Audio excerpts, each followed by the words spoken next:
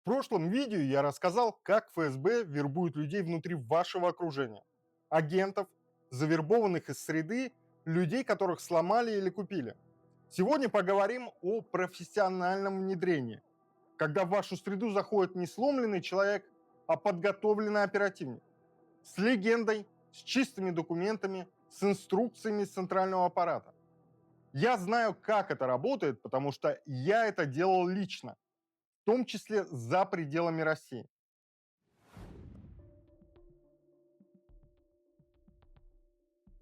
Завербованный агент – это расходный материал.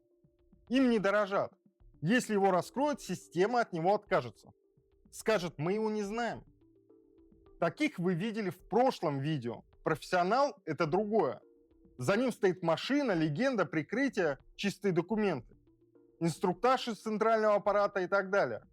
И если что-то пойдет не так, его будут вытаскивать, потому что он носитель информации о самой системе. Бывает ситуация, когда завербованного агента просто недостаточно. Когда среда закрытая, когда нет подходящего кандидата для вербовки, когда нужна активная операция. Провокация, дискредитация, контролируемые сливы, сбор очень важной и чувствительной информации. Когда вы просто не можете доверить этой агентуре. Тогда отправляют профессионала, негласного оперативного сотрудника. Большая часть того, что я расскажу, верифицирована независимыми расследовательскими центрами. Ну и, конечно, зарубежными изданиями, включая New Lines Magazine и Досье Центр. Ссылки на эти материалы есть в описании. Можете пойти и почитать сами. Но также в этом видео будут детали, которые я раньше не рассказывал. В период моей службы я одновременно вел две операции. Первая. Я был глубоко внедрен к радикальным исламистам, работал по сторонникам и боевикам ИГИЛ, а второе – это контролировал движение артподготовка.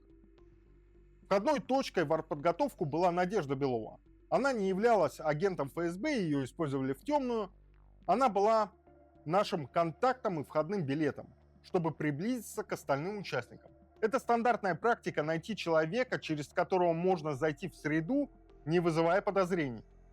Я был внедрен в артподготовку с 2017 года. После их разгрома встал вопрос, что делать дальше с оставшимися членами, которые уехали за рубеж.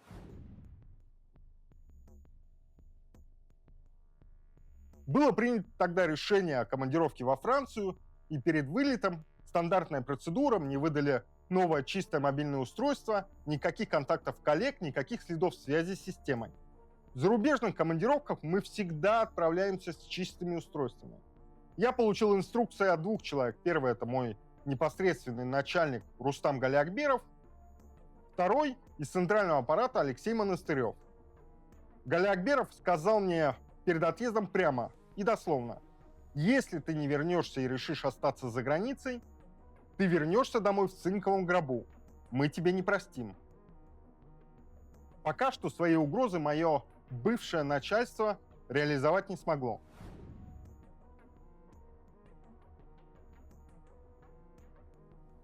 После получения инструкции Монастырев встретил меня в Домодедово перед самым вылетом. Он хотел обозначить приоритетные цели операции и проверить, какие инструкции я все-таки получил. Этот разговор до сих пор отпечатан у меня в памяти. Мой непосредственный начальник уже давал мне эти инструкции ранее, но для центрального аппарата это было очень важно. Леша хотел лично убедиться, что все пройдет хорошо, и у меня верные инструкции. Потому что курировал эту командировку именно центральный аппарат. Он сказал: что бы ни случилось, мы тебя вытащим. Не выходи ни с кем на связь. Ты помнишь мой телефон наизусть? Я тогда ответил да. В крайнем случае звони мне, либо непосредственному. Если что-то пойдет не так, в крайнем случае мы сможем подключить коллег из СВР. Коллеги из СВР – это служба внешней разведки. Это означает, что операция была не локальной инициативой. Это координация между двумя спецслужбами на уровне центрального аппарата. Вдумайтесь, чтобы контролировать группу политических иммигрантов, государство задействует ФСБ и готово подключить СВР. Это масштаб ресурсов, которые тратятся на людей, которые по сути сидят в Ницце и снимают ролики на YouTube.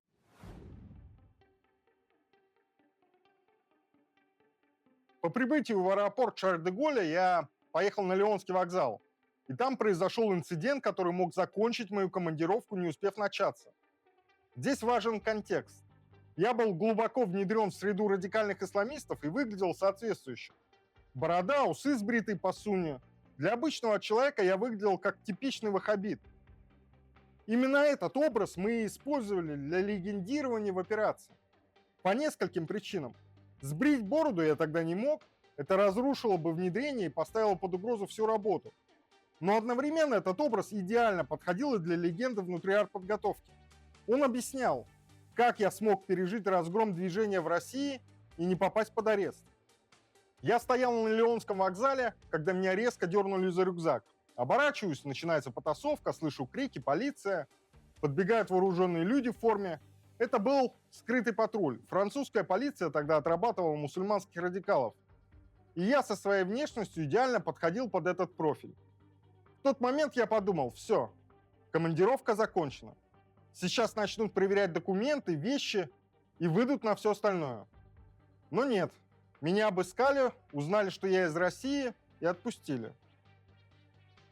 И здесь есть одна деталь, хорошо показывающая абсурдность этой ситуации. Во время заграничных командировок нас обязывали собирать абсолютно все чеки и квитанции. Такси до аэропорта, билеты, гостиницы, транспорт, в общем, все. Обычная бюрократическая отчетность. Если бы тогда французские полицейские обыскали меня чуть тщательнее, они бы нашли эту пачку чеков и сразу поняли, перед ними не турист. Но и с другой стороны, ситуация выглядела не менее странно. Если бы члены, скажем, артподготовки увидели у меня стопку квитанций за каждый шаг, у них тоже возник бы тогда вопрос, зачем тебе все это?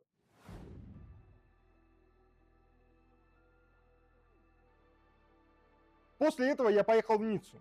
Именно там тогда находились члены артподготовки, уехавшие из России. Операция тогда длилась недолго, задачи были конкретными. Вторую службу ФСБ интересовало несколько вещей. Адреса и телефоны основных участников, возможные связи группы с иностранными спецслужбами, источники финансирования, актуальная внешность и места проживания. Вся тогда необходимая информация была получена, отход же был продуман заранее. По легенде, я уехал из Ниццы обратно в Париж и остался там с братьями-мусульманами.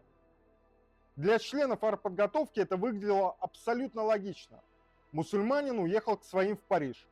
В реальности же, поскольку все это было только лишь часть оперативной игры, я вернулся в Москву.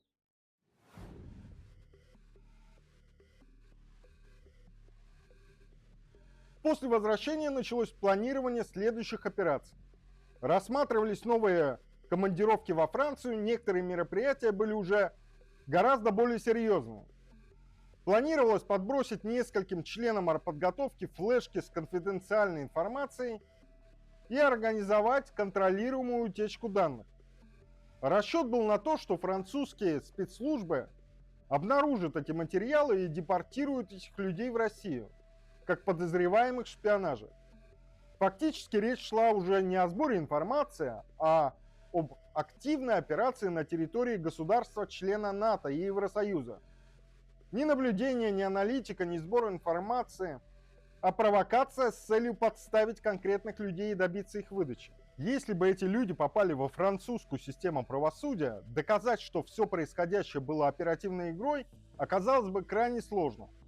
Французские власти действовали бы по протоколу. Обнаружение чувствительных данных автоматически запускает расследование. А когда стало бы ясно, что речь идет о провокации, могло бы быть уже достаточно поздно. Почему этого не произошло?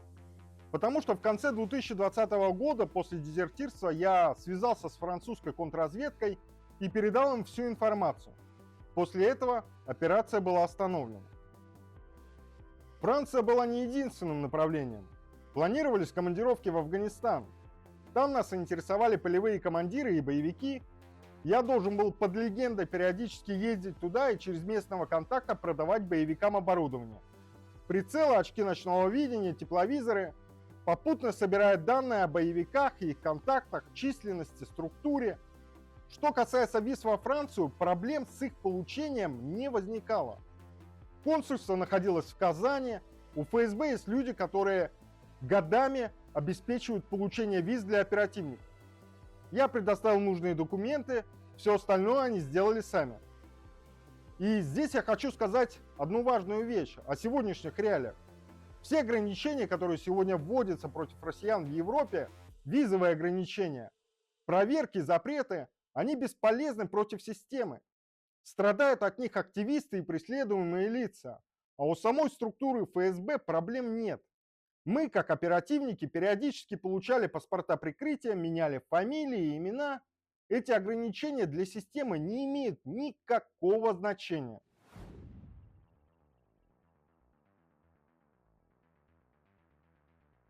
Что может сделать организация, чтобы защититься? Проверка входящих. Каждый новый человек должен пройти базовую верификацию. Социальные сети, контакты, биография. Кто его знает, кто может за него поручиться. Это не паранойя, это гигиена.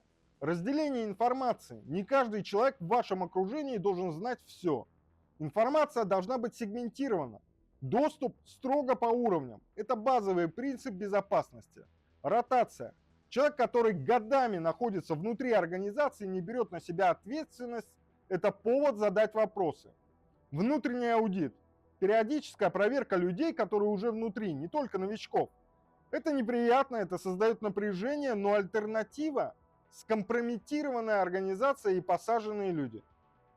Я рассказал вам о двух уровнях работы системы. Завербованные агенты из среды – это дешево и массово. И профессиональное внедрение – это дорого, долго и рискованно.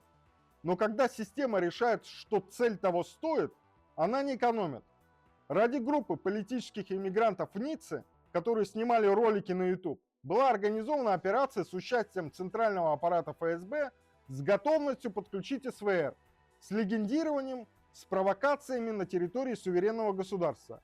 Это масштабно, это ресурсы, это приоритет. Я не говорю вам это, чтобы вы боялись. Я говорю это, чтобы вы понимали уровень того, с чем вы имеете дело. И чтобы вы перестали уже относиться к безопасности как к чему-то второстепенному. Берегите себя и до новых встреч!